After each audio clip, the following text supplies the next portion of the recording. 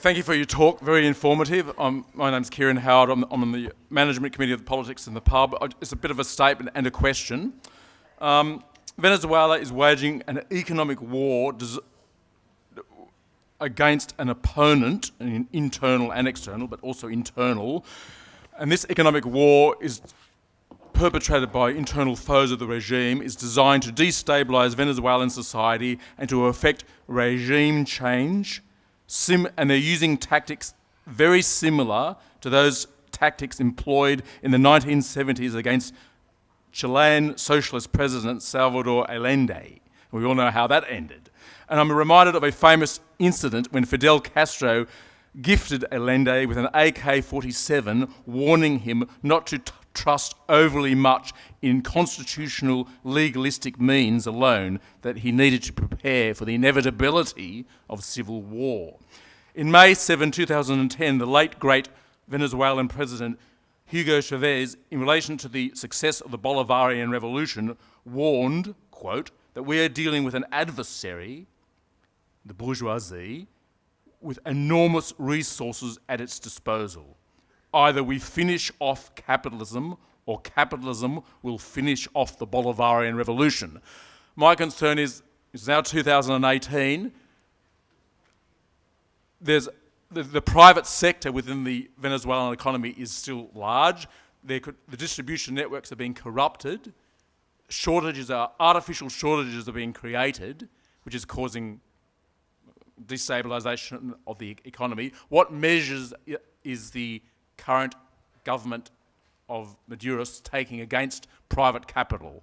And recently he gave a talk where he celebrated the Russian Revolution, the centenary of the Russian Revolution, and learning from that historical experience, within one year of the Russian Revolution, the Bolsheviks were compelled, because initially they were quite gradualist in their approach, to issue a decree of general nationalisation in order to protect the revolution, where they nationalised the means of distribution and production in order to protect the revolution against the very same economic sabotage that is currently being perpetrated against the Bolivarian revolution in Venezuela.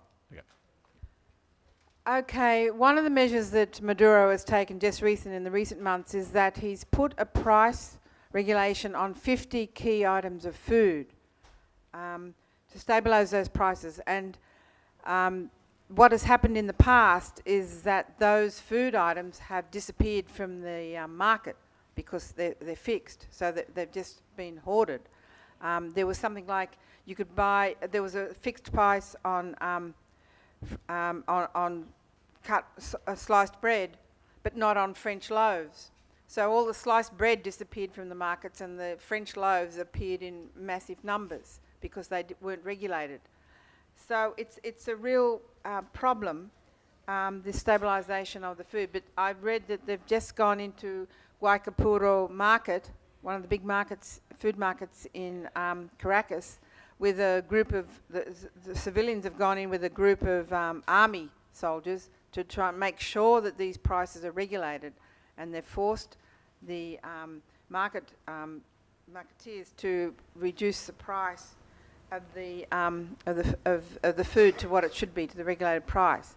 It's a really difficult problem, because I should point out that the nationalisations of the companies, the different companies which are producing things and where the workers took over the factories, they've failed because they haven't been able to get the goods imported in order to continue production. So, I mean, it's a mess. It's a bit like the Russian Revolution. It's a total mess with sort of, you haven't got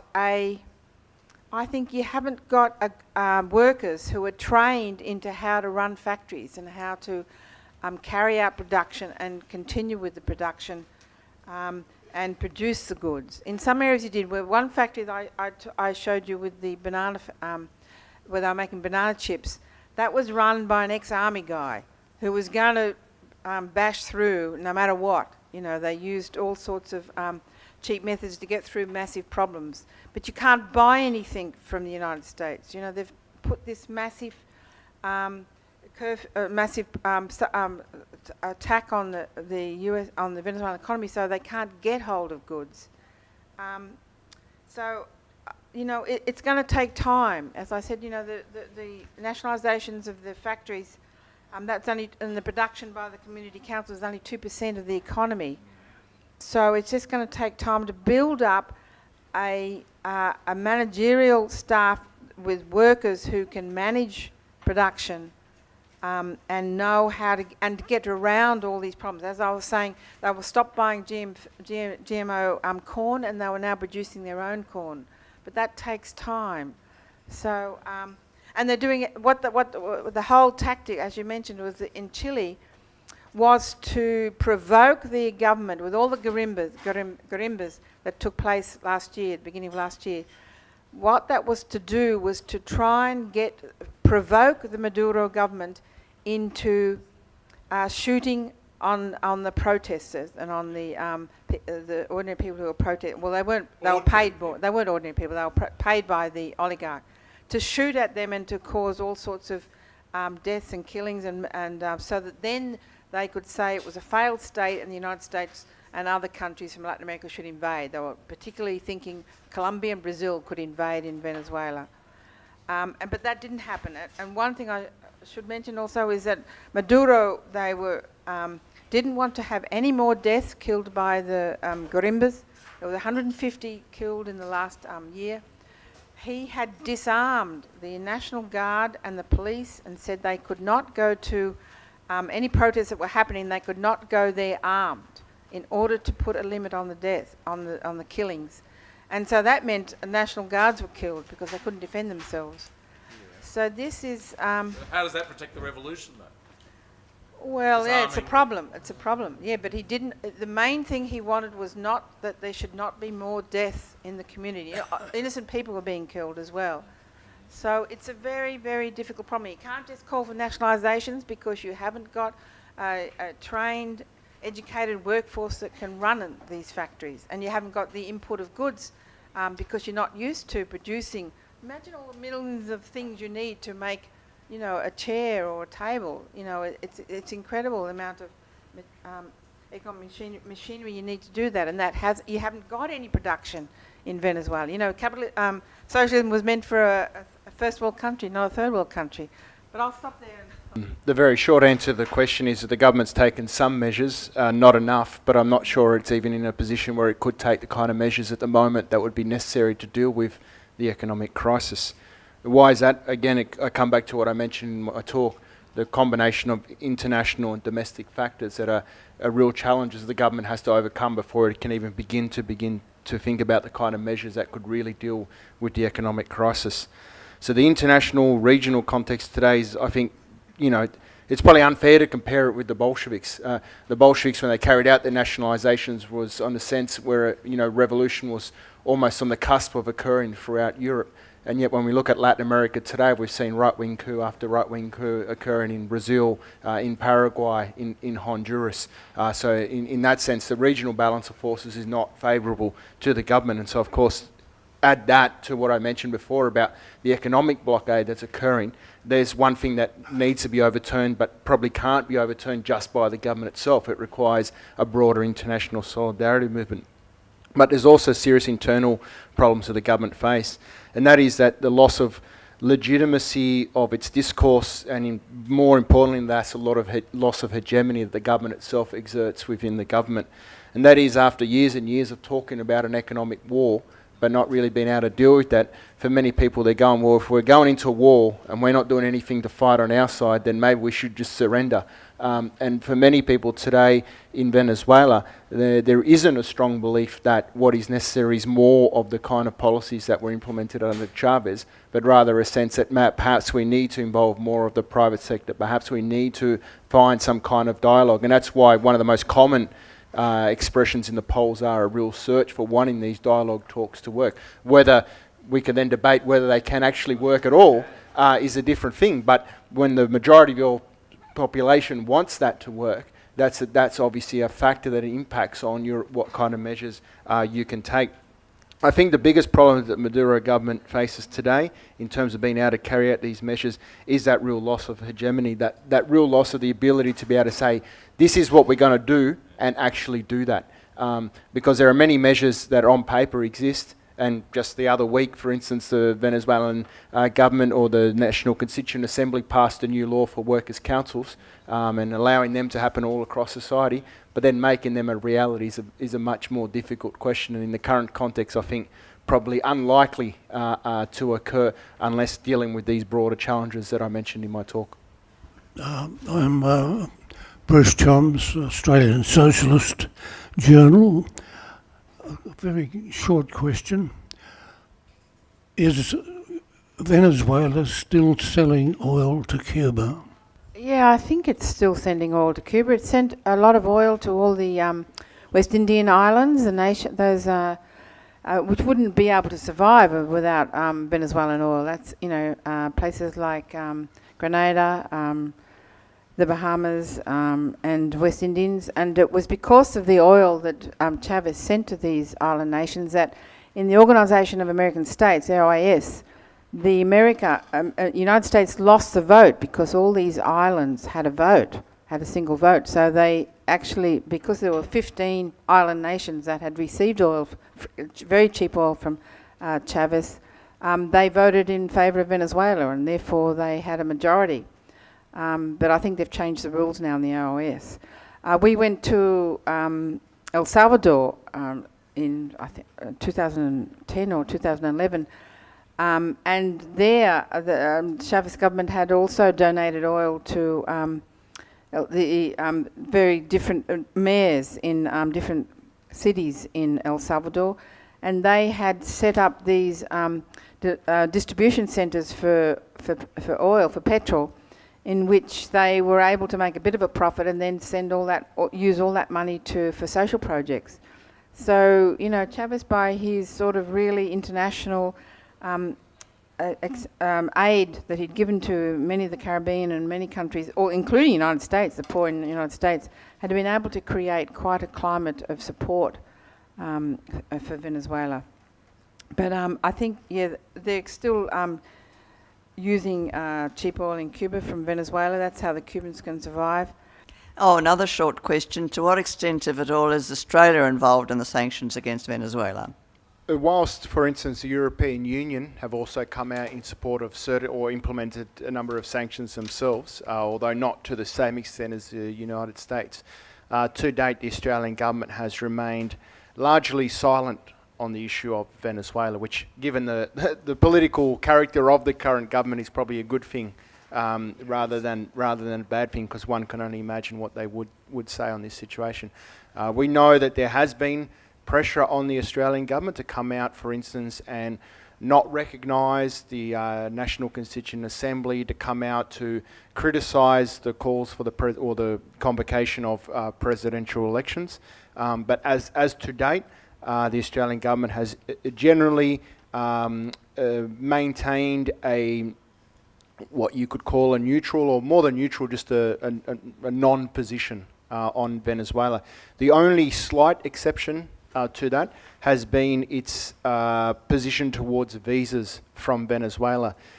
Somewhat ironically, given the big campaign by the local Venezuelan community, which, while not very large, is overwhelmingly opposed to the Venezuelan government, following months and months of their campaigning to the Australian government to denounce the crisis in Venezuela.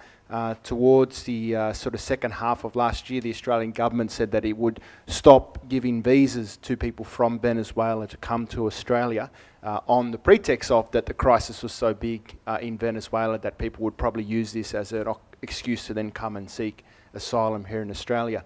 Now, of course, I disagree completely with what the Venezuelan opposition have been saying about what's going on in Venezuela, but at the same time, I also disagree with the Australian government using this as a pretext to essentially cut off any type of visas for Venezuelans to be able to come to Australia. Well, given that, what should the focus of political solidarity work in Australia be? I think in many ways, we know that if the Australian government got a chance, and I think that these presidential elections will be a likely breaking point. I think if they want, I mean, when I say if, I think they will go ahead, but obviously don't have a crystal ball, and things could change in Venezuela. A lot of things are occurring at the moment that could change that. But if all things remain the same and these presidential elections occur in Venezuela, there will be extreme political pressure all around the world to not recognise these. This will be a first step to essentially saying that there's no recognised government in Venezuela. So I think really in many ways, apart from raising the alarm of these kind of military manoeuvres and diplomatic manoeuvres that I mentioned at the start of my talk that are occurring right now, which are very dangerous signs for the situation in Venezuela. I think also raising the issue of the upcoming elections and the legitimacy of those elections, the ones that the opposition were on the verge of signing to agree to, because they know, despite their constant talk of fraud, that these elections are not fraudulent, that they are very much auditable, hence why they were able to win 2/3 majority of the National Assembly through this very same electoral council. These elections will be used by the opposition and I think more importantly internationally to try to delegitimise the government. So as much information we can get out in that context will be really important in the lead up. Okay, thanks Coral and Fred, very informative talks. I just wanted to do an add-on to the title of the topic of the forum, which Vivian referred to, which is Crisis in Venezuela, Challenges Facing the Bolivarian Revolution. Well, I think we should add on challenges facing the world left and progressive movement in relation to Venezuela, because there's an enormous failing in that area. And that's something we have got a lot of work to do. Just referring to Australia, we had the scandalous situation where a Greens senator from Tasmania, Peter Whish-Wilson, got up in Parliament and supported the right-wing fascist left in Venezuela in their garimbas and their attack on the government.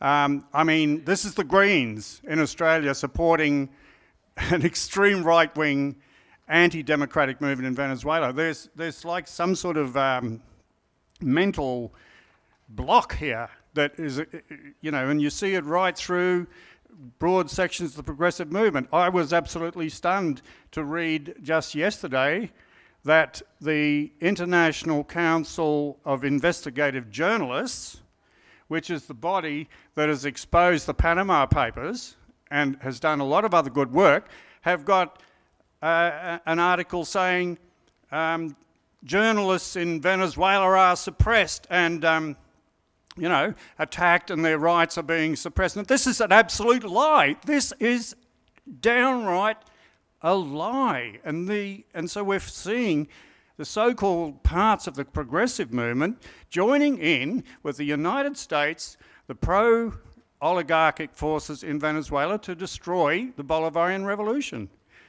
And I just think that, we face an enormous challenge, and I just wanted to comment from the speakers about this, because it's, if you want to make an analogy, it's like we've got the US calling for a coup, openly calling for a coup in Venezuela. It's like the left and progressive movement in 1973 coming out and supporting Pinochet.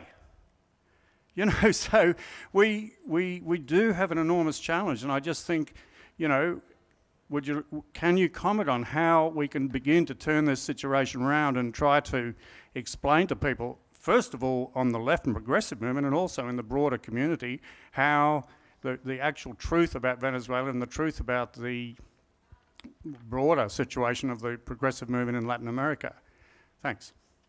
Yeah, there's a massive international media campaign against Venezuela, and I think our duty is to talk up Venezuela, the achievements of the Venezuelan Revolution, the achievements of Chavismo, and that Maduro is continuing that struggle in terms of free education, childcare, free university education, all the way from primary school up to university, free education, free medicine, free health.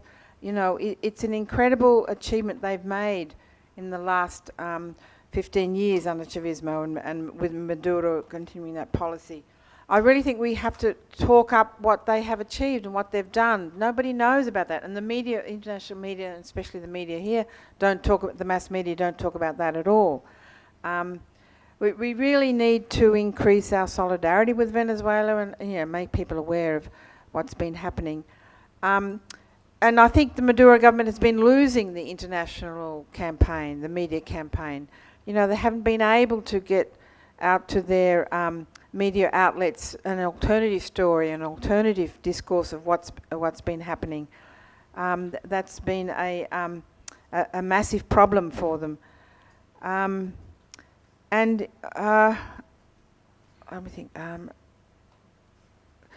There's a problem also, in Spain. There should be sort of, I think, a mass movement within Spain itself to support Venezuela, but that hasn't been happening. And it's a real problem with the Greens, as people have just mentioned, their policy.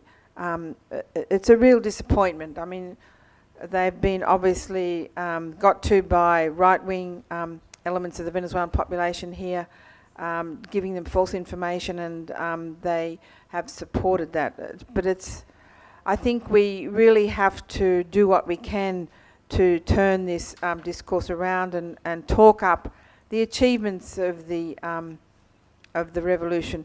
It's obvious that the US are going to trying to take back their backyard. They regard it, the whole of Latin America, as their backyard to exploit, and we have to. They've had quite a victory in the last couple of years with what's happened in Brazil, what's happened in Argentina, what's happened in Chile. It was really disappointing that Bachelet also condemned Venezuela at the OAS meeting.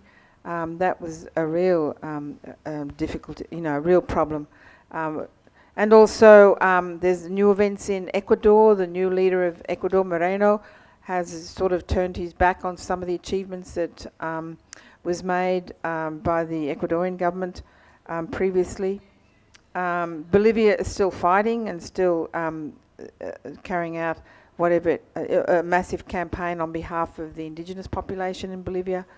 I think we have to educate the Australian population as to what is occurring in Latin America and all those. There's a different history and a different situation in each country, and we really have to educate the Australian people on that history, and especially on Venezuela and its achievements.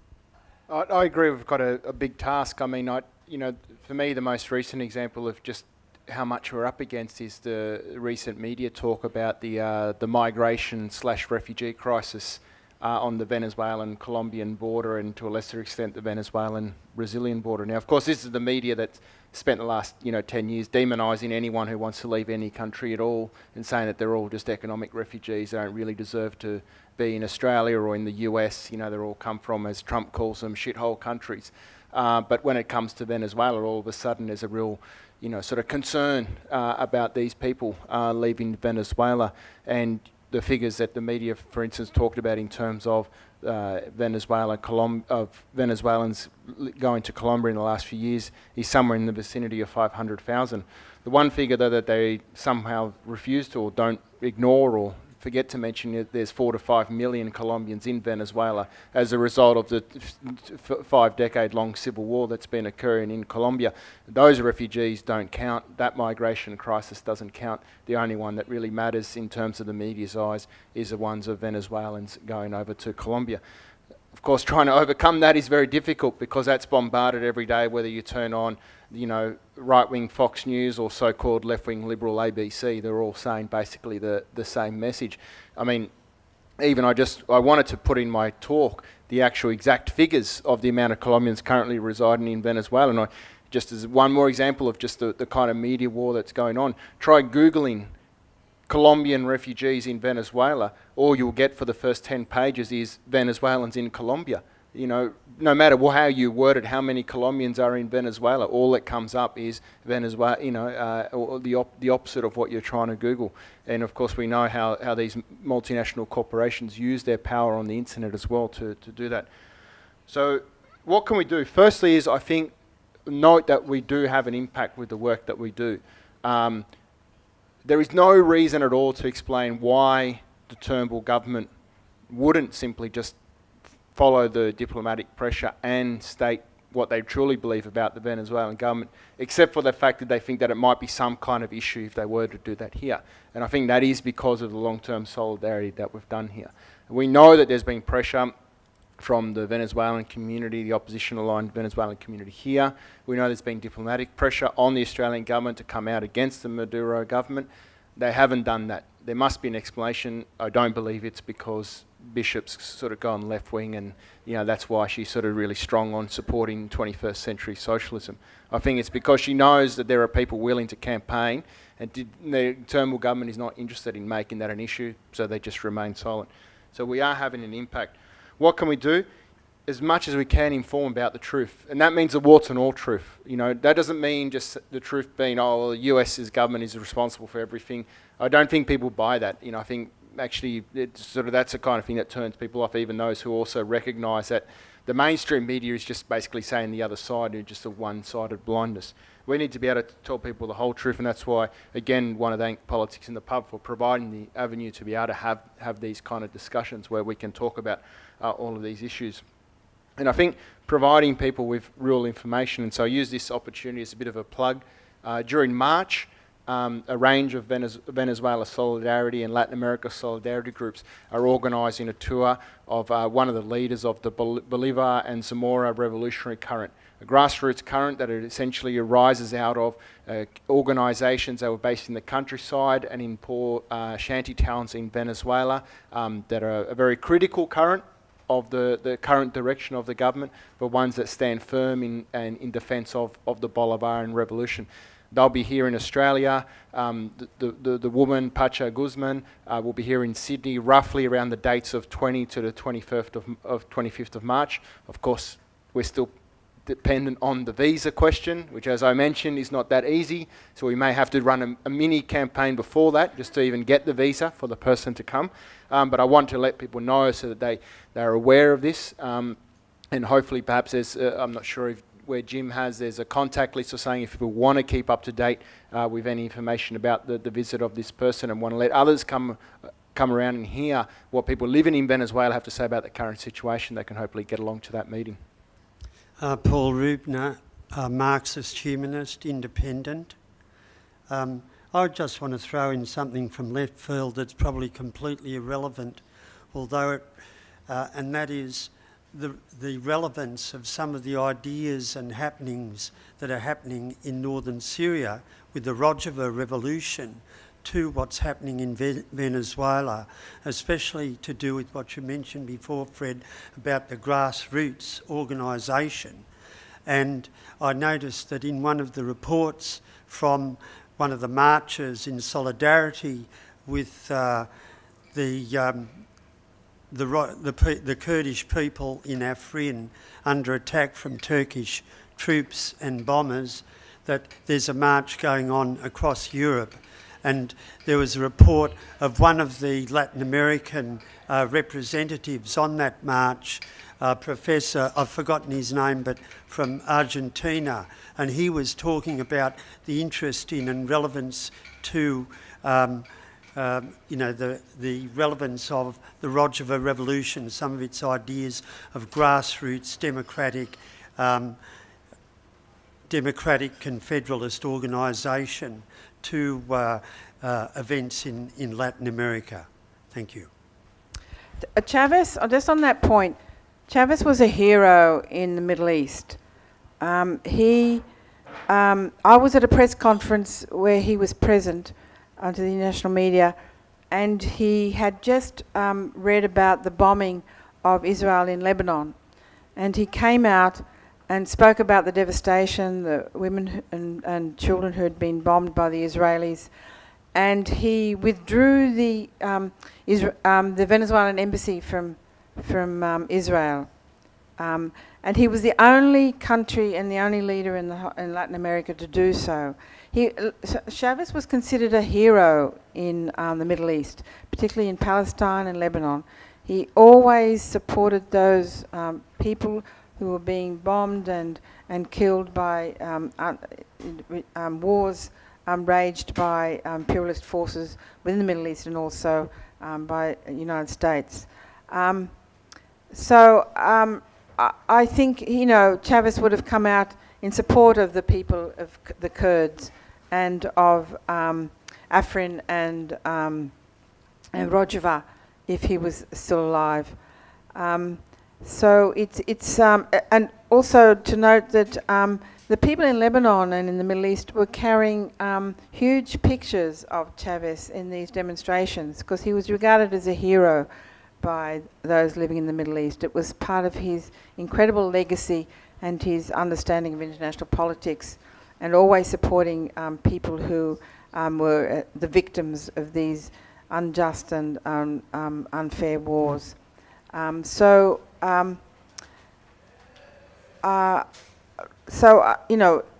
think it's very important. I think also Chavez and the Maduro government have also shown us a way how we can organise society from below with these grassroots organisations, particularly taking on the model of the community councils, because they now have been in particular areas consolidated into what they call communes, which is probably a group of about 10 or 20 community councils into these larger groupings of communes. And so it's what's going to save Venezuela is the increasing power given to the communes and from the grassroots organisations from below to tackle the bureaucracy and to tackle the corruption. And it's a matter of time. I think they need time to be able to reorganise people from below into these organisations. But he's shown us the way how that can be done. I should note also that it's women who are taking on this leading role within these community councils and the communes, who are beginning to try and tackle all the problems and beginning to organise. It's women who are doing that on a large scale. But I think the legacy of Chavismo will live on for quite a long time and has taught us a number of lessons that we can also learn in the West. We think we have all the answers, we know what to do, but I think from studying what has taken place and the way they've tried to organise in Venezuela is a lesson for the left in the first world countries. Look, the only thing I would add is that I think there are a lot of similarities in terms of the kind of grassroots organising that has occurred in Venezuela and what has occurred in northern Syria, irrespective of the fact that there's probably been absolutely no contact between the two processes. I certainly don't think in any way that what's occurred in northern Syria can be put down to people in northern Syria looking to Venezuela as necessarily as an example or vice versa. I think they're both just expressions of how ordinary people thrown into the kind of situations that they're being thrown into have responded by saying, well, really, as Coral mentioned, the slogan Chavez put forward, that the only way to get people out of poverty is to give power to the people. And I think that's the real commonality between the two struggles. I'd really like to see increased solidarity between those two struggles. I think, unfortunately, that's probably not particularly likely at the moment because of the Venezuelan government's position in regards to the Syrian government, and of course that's a whole nother issue of discussion, but I think in that context that's probably not likely to happen, given that the Venezuelan government has been a strong supporter of the Assad government in Syria. So in that context, I think that would be a barrier. One can, on the one hand, discuss the diplomatic pros and cons of that position, but I think irrespective of that, political parties and progressive movements in Venezuela should be working towards supporting what's occurring in northern Syria. They're not bound by diplomatic terms or these kind of issues that perhaps might bind a government to take certain positions. But I think it's these kind of examples that are occurring that are really important to being able to point people the way that something else is possible. And I really think that is also, in the inverse sense, why the media is so determined to demonise Venezuela, and I'm sure also equally determined to demonise what's occurring in northern Syria, because they want to definitively prove to people, in inverted commas, prove that there isn't really any alternative. That yes, capitalism might be bad, but we can make it a little bit better. But if you try to move anything beyond the bounds of what is generally accepted as the status quo, this is how you end up. And so that's why it's really important for us to support these struggles, to actually show, no, something else is possible, to explain the real direct way that other governments are working towards to undermine these processes, because that's ignored by the media, and really say, look, another world is actually possible and northern Syria, Venezuela, and many other examples show that that's the case. Thank you, Coral and Fred. It's a great talk. Just before you go, I just want to remind you about Saturday's Fix New South Wales Transport rally, which is starting at 2 p.m. at Hyde Park at the Archibald Fountain. So that's a Stop the Tolls public and active transport first, and that really needs to be supported, so we show the New South Wales government that we want to protect our public transport system.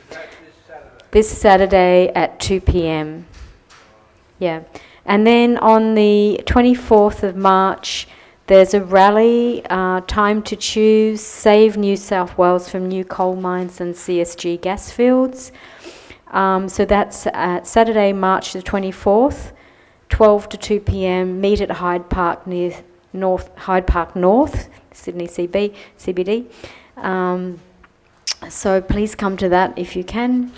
So refugees are welcome here as well. Palm Sunday rally on the 25th of March, 2 p.m. Sunday, we're opposite Central Station. So that's going to be at Belmore Park at Central Station. And then another one. And so every Friday night there have been what is called a happening to free Manus and Nauru hostages, 6 to 7 p.m. every Friday night till they are free at the Queen Victoria statue in front of the QVB. Join us. Please go to that if you would like. So that's 6 to 7 p.m. every Friday night at the Queen Victoria statue at Town Hall Station. Okay, so thanks a lot for coming tonight, and please come again, and another round of applause for our great speakers tonight, Coral and Fred. Thank you so much. Oh, and so thank you very much. So next week we've got a talk called A Common Good, Democratic Futures for People and Planet.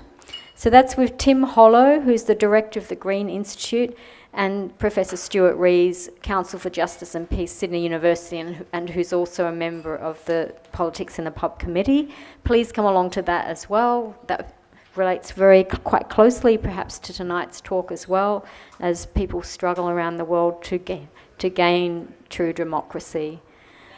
Thanks a lot. Bye-bye.